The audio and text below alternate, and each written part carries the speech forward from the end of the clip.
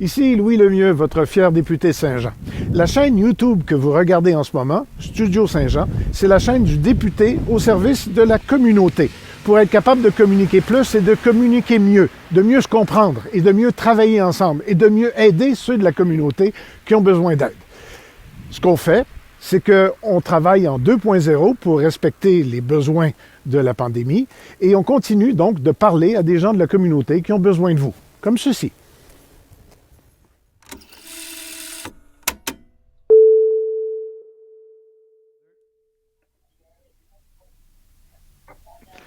Bonjour, bonjour, ici Luc Archambault de Studio Saint-Jean 2.0. Aujourd'hui, on rencontre un centenaire. C'est quand même un privilège, là. On n'a plus bien des centenaires, là, surtout en affaires. Aujourd'hui, on va rencontrer une entreprise centenaire de Saint-Jean, Messier Bicyclette, puis on accueille évidemment son nouveau propriétaire, en fait, il va nous le dire lui-même, là, Patrick Desrosiers. Bonjour Patrick. J'ai le bon nom, là, hein? Absolument. OK.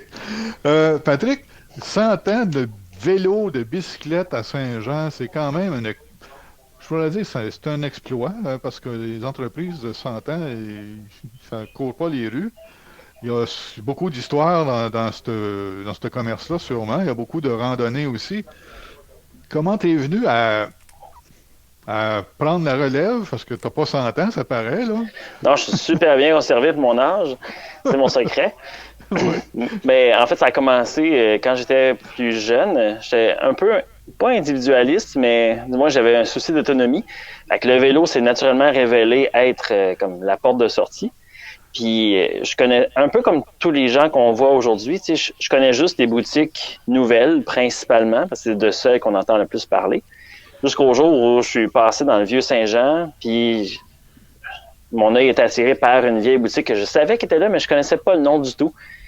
Puis je suis rentré dans l'arrière-boutique, qui est une espèce de garage tout croche à l'époque.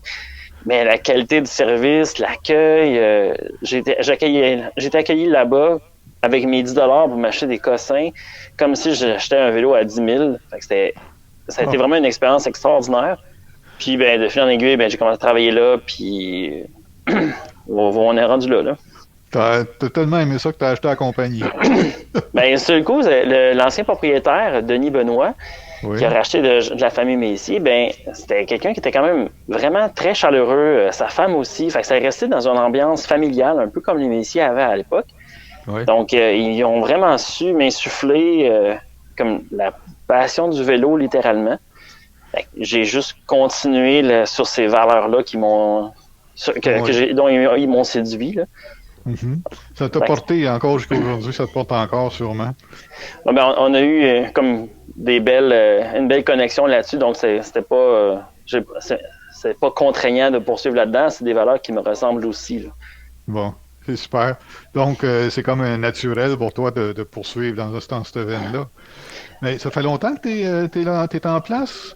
Toi, je veux dire, depuis la relève? Moi, j'ai commencé à me tenir là, j'avais 11 ans. J'ai commencé à travailler là, j'avais 13 ans. OK. Puis là, j'ai 41. Là. OK, ça fait 25 ans au moins. Ça fait un bon petit bout. Ça fait 25 ans minimum. Exact. Puis, depuis ce temps-là, depuis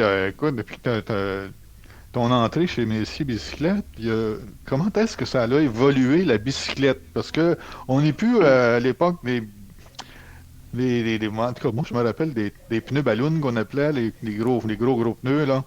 Je pense que ça a évolué un peu, ça s'est amélioré beaucoup au point de vue mécanique et tout, là. Je pense que ce qui s'est surtout passé, ça s'est comme démographié. C'est dans le sens qu'on regardait les développements technologiques qui ont été issus des années 90, auxquels j'ai pu participer et assister. Ce qu'on constate maintenant, c'est juste que ce qui était extrêmement haut de gamme à l'époque, cette technologie s'est répandue à tous les autres niveaux. Donc, la qualité mécanique a toujours été au centre du vélo, mais maintenant avec des options qui nous permettent de faire beaucoup plus pour beaucoup moins cher. Oh. C'est ce que j'ai surtout noté dans les dernières années. OK. Parce que les vélos, ben, moi, j'ai encore mon vieux vélo. J'ai un vieux vélo de plusieurs années, là, mais je reste que quand je vois les vélos nouveaux, le plus récents, je trouve ça. Je remarque les technologies, là, les freins à disque, par exemple. Je dis, oh, mon Dieu, ils sont rendus avec des freins à disque. Puis, tu sais, changer vitesse, finalement, en arrière, la roue d'en arrière, là, ça a changé beaucoup, ça aussi. Là, c'est plus aussi, comment je pourrais dire, laborieux de l'échanger. C'est sûr qu'à l'époque de mes parents, tu sais, je pense que vous pourriez bien fitter dans cet âge-là, c'est Ouais. que tu sais, vous changiez jamais de vitesse. Là. Vous en preniez une, celle qui faisait pas de bruit, puis vous la gardiez. Là. Ah, notre truc est trouvé, là. C'est ça, on vous dévoile au grand jour. Là. C'est Mais ça. ça reste qu'initialement, si on voulait avoir des vitesses, ben, il fallait qu'on puisse les utiliser de façon adéquate. Donc, ils ont développé des systèmes ou des technologies, ça ne demande pas des bacs pour les comprendre, simplement que ça s'utilise de façon plus simple. Puis, ce OK. qu'on a remarqué aussi beaucoup dans les dernières années, c'est que autrefois, tu sais, le vélo, c'est presque un mal nécessaire. Ça remplace. C'était comme en attendant d'avoir une voiture.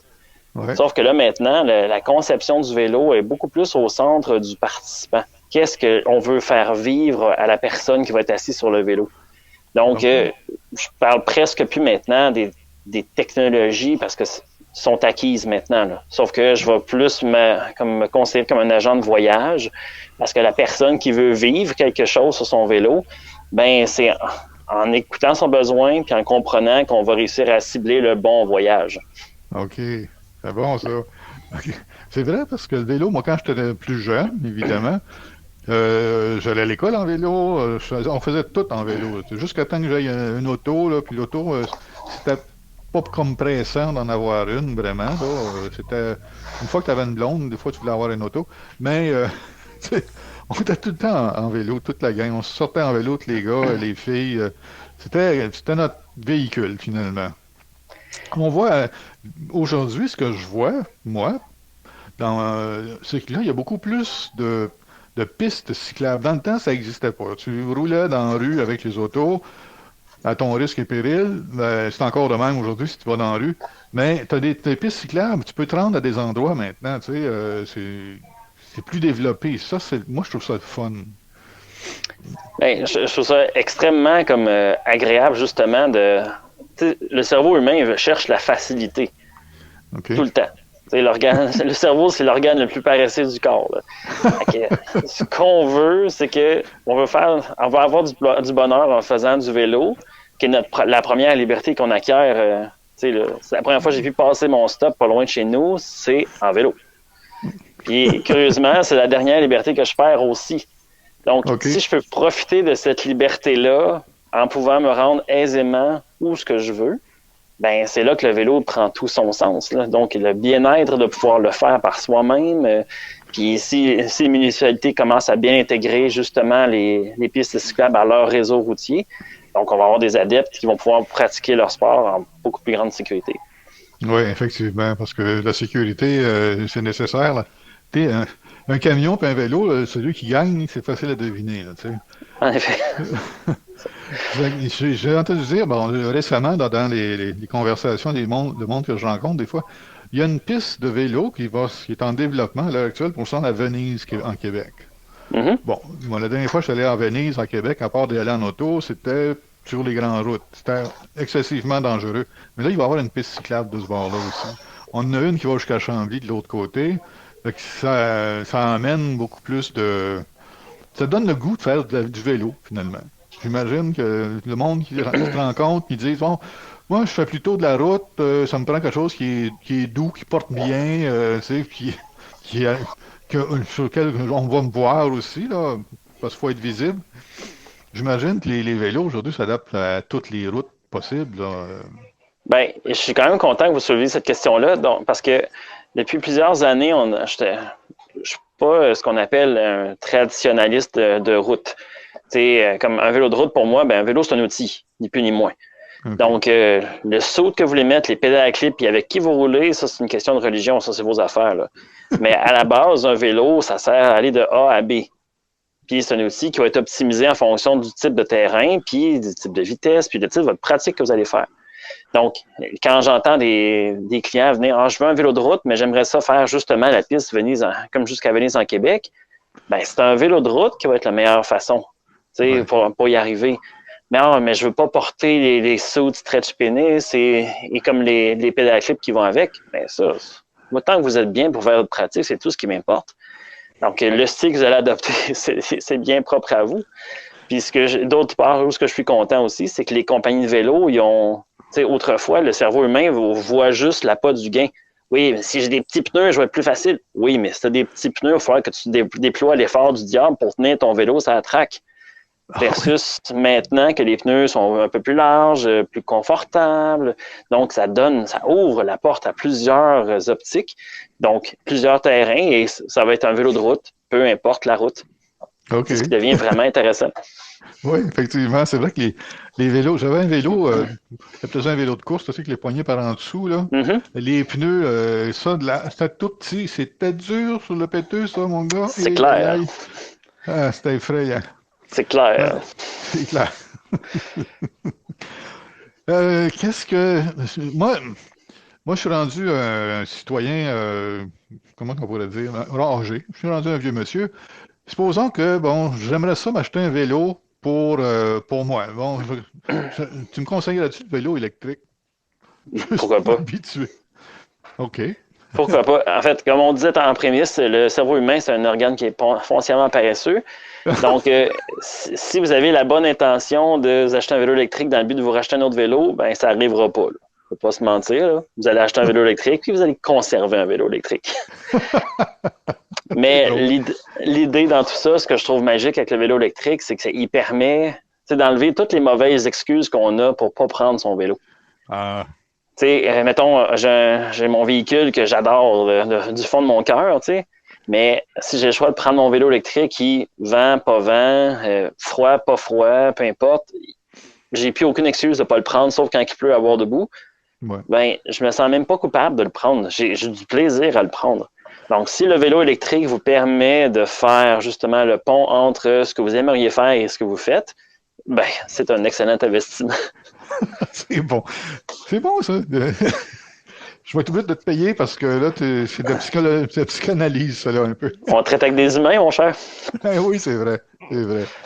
C'est parce que j'ai regardé ça. On en voit de plus en plus des vélos électriques dans les rues, n'importe où, là, peu importe. Là, puis c'est souvent des personnes de ma génération qui les ont. Je dis, je suis peut-être dû pour ça, c'est vrai.